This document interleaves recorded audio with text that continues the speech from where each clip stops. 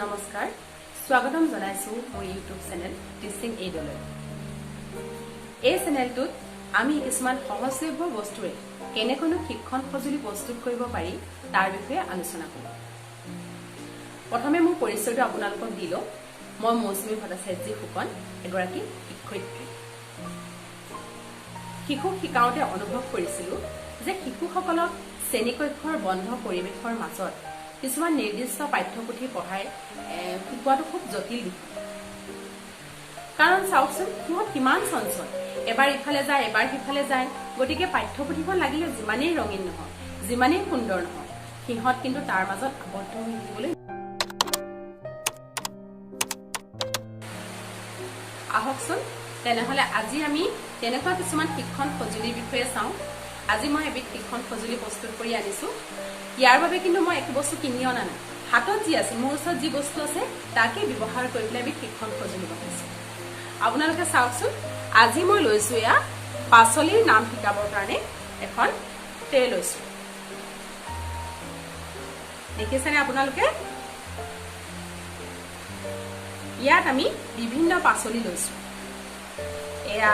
তিয়হ তাৰপিছতে লৈছো এইটো এটা বিলাহী আলু নহৰু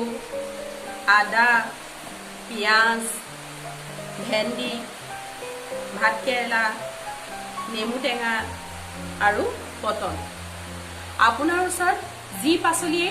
সহজলভ্য হয় যি পাচলি আপোনাৰ ওচৰত থাকে তাৰে নাম আপুনি শিকাব পাৰিব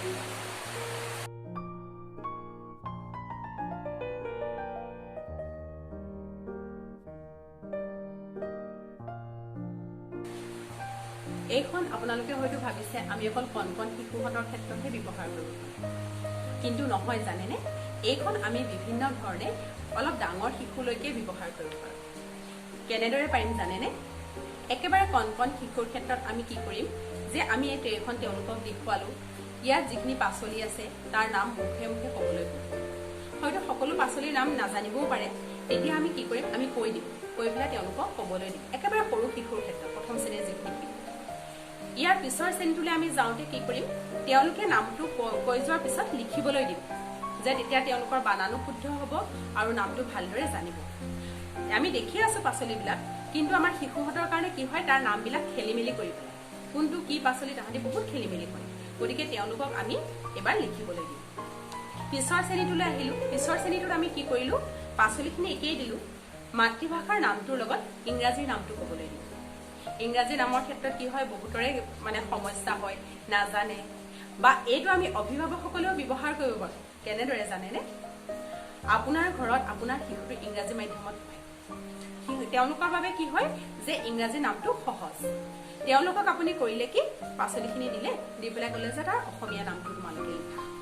গতিকে ইয়াৰ পৰা কি হ'ব তেওঁলোকৰ আৰু অলপ মানে নতুন শব্দ জানিব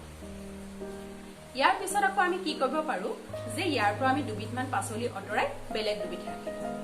আৰু শিশুহঁতক ক'লো যে তুমি দেখা পাচলিখিনি ইয়াত আছেনে এবাৰ চোৱাচোন এনেদৰে যদি আমি কৰো তেতিয়া কি হ'ব তেওঁলোকৰ চিন্তা কৰাৰ যিটো ক্ষমতা সেই ক্ষমতা বৃদ্ধি পাব আৰু ইয়াত আৰু এটা কাম আমি কৰিব পাৰো মানে ডাঙৰ শিশুহঁতক অন্তৰ্ভুক্ত কৰিব পাৰো কেনেদৰে জানেনে ইয়াৰ বাবে আমি কি কৰিব লাগিব ডাঙৰ শিশুহঁতক মাটিৰে কিছুমান পাচলি বনাবলৈ দিব লাগিব তেওঁলোকে মাটিৰে পাচলি প্ৰস্তুত কৰিব সুন্দৰকৈ ৰং কৰিব আৰু সেই পাচলিখিনি আমি এই ট্ৰেখনত ৰাখিম আৰু লগতে আমি কি কৰিব পাৰো জানেনে এই ট্ৰেখন যে অকল পাচলিতে ব্যৱহাৰ কৰিব পাৰিম সেয়া নহয় আমি ফল-মূল ল'ব পাৰো থলুৱা ফল-মূল ল'ব পাৰো যেনে আমলখি শিলিখা এইবিলাকো ল'ব পাৰো তাৰপিছতে আকৌ কি কৰিব পাৰো দৈনন্দিন ব্যৱহাৰ হোৱা কিছুমান বস্তু যেনে কাপ গিলাস বাটি এইবিলাকো ল'ব পাৰো এইবিলাক লৈ পেলাই আমি কি কৰিব পাৰো তেওঁলোকক নাম শিকাব পাৰো বস্তুবিলাকৰ বা এনেকেও কৰিব পাৰো বস্তুখিনি দিলো দি তেওঁলোকক ক'লো তোমালোকে কি কি দেখিলা লিখা ইয়াত তেওঁলোকৰ স্মৃতি শক্তিও বৃদ্ধি পাব গতিকে আমি আজি গম পালো যে কেনেকৈ ইয়াৰ কাৰণে কিন্তু আমি কোনো পইচা খৰচ কৰা নাই আমি একো বস্তু কিনি অনা নাই আমাৰ হাতত যি আছিল সেই বস্তু আমি ব্যৱহাৰ কৰিছো কেনেকৈনো আমি কিছুমান শিক্ষণ সঁজুলি এনেদৰে প্ৰস্তুত কৰিব পাৰো যাৰ বাবে আমাৰ একো কষ্টও নহয় আৰু কিন্তু ছাত্ৰ ছাত্ৰীসকলে ইয়াৰ পৰা বহু উপকৃত হ'ব আৰু লগতে তেওঁলোক আনন্দিতও হ'ব গতিকে আপোনালোকে মোৰ চেনেলটো ছাবস্ক্ৰাইব কৰিবলৈ নাপাহৰিব। ধন্যবাদ।